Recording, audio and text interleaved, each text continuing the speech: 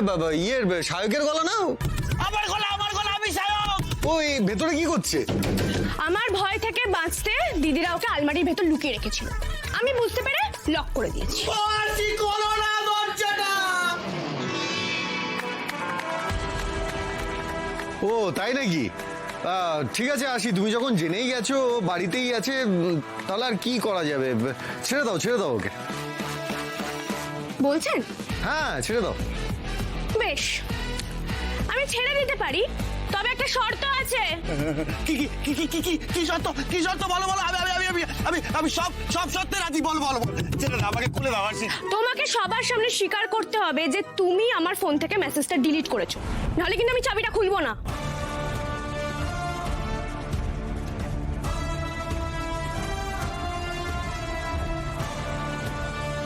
সায়ক না আবার সবার সামনে আমার ঘাড়ে সব দোষ চাপিয়ে দেয়। একটা ফোন বেজে সব ঘিটে দিল। আমি করেছি সবটা।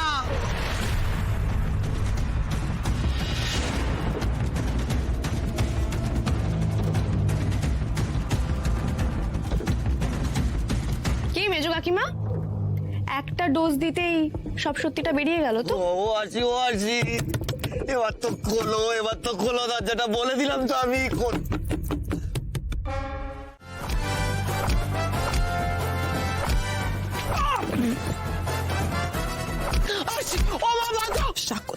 সাকুদা আটকাও আরশিকে, ওর হাত পা ভেঙে যাবে এবার।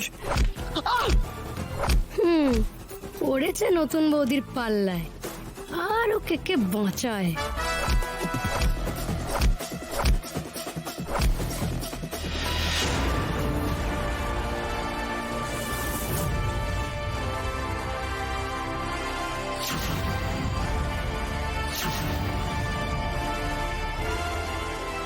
ব্যাস হাসি, আমার বরকে এইভাবে মারার অধিকার তোকে কেউ দেয়নি। অনেকক্ষণ ধরে তোর অসভ্যতা আমি সহ্য করছি, কিন্তু আর না। চুপ কর তুই। নেহাত আমার নিজের দিদি, বলে এই লাঠিটা তোর দিকেও পড়তো।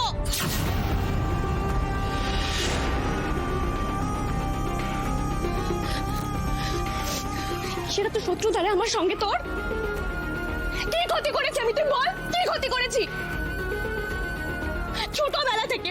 ছোটবেলা থেকে নিজের সমস্ত শখ আহ্লাদ আমি জলাঞ্জলি দিয়েছিলাম যাতে তুই ভালো থাকিস। কি করিনি রে আমি তোর জন্য? ট্রেনে গান করেছি, জেরক্সের দোকানে কাজ করেছি যাতে তুই ভালো থাকিস, সেই জন্য। কেন আমি সব থেকে ভালো বন্ধু ভাবতাম দিদি, সব থেকে বেশি ভালোবাসতাম আমি তোকে। তুই তো জানিস সেটা। কেন করলি তাহলে তুই এটা?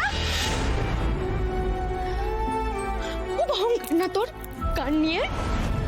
তুই অনেক বড় শিক্ষিত গায়িকা, আর আমি তো গান পারি না। না তাহলে গানের মঞ্চে আমাকে হারাতে কাঠি করতে হচ্ছে কেন তোকে? কেন? উত্তর দে, তুই দে উত্তর। আসি তুমি শান্ত হও। আমি পারছি না স্যার শান্ত হতে, আমি পারছি না।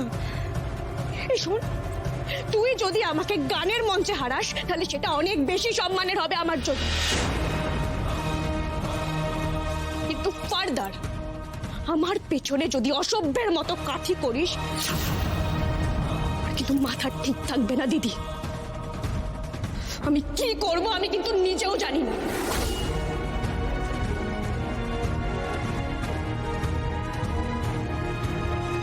লাস্ট ওয়ার্নিং দিয়ে গেলাম।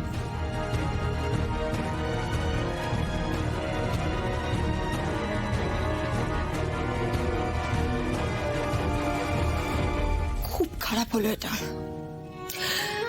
তোমাদের দুই বোনের মধ্যে আমি কথা বলতে চাই না, কিন্তু তাও বলছি, খুব দরকার ছিল এটা কাকুই।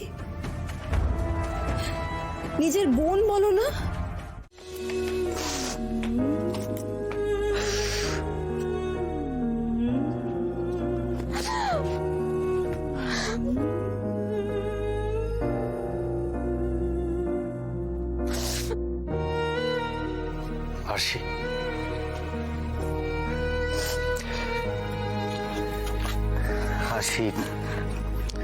আসি প্লিজ কেঁদো না, একটু শান্ত হও। পারছি না স্যার,